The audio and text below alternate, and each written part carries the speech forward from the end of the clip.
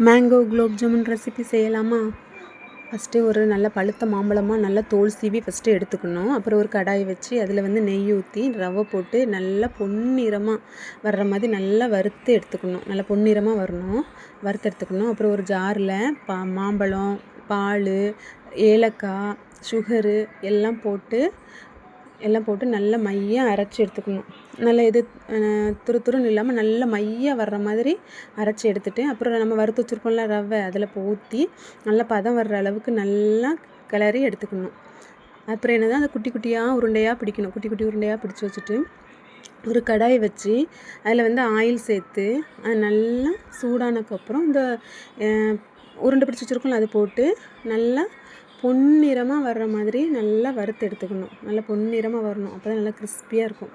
அப்புறம் என்ன பண்ணணுன்னா, இந்த மாதிரி சுகர் சிரப்பு ரெடி பண்ணணும். சுகர் சிரப்பு ரெடி பண்ணி அதில் பொரிச்சு வச்சுருக்கதை போட்டு நல்லா ஊறினப்புறம் எடுத்து சாப்பிட்டுக்கலாம். அவ்வளோதான், ரெடி.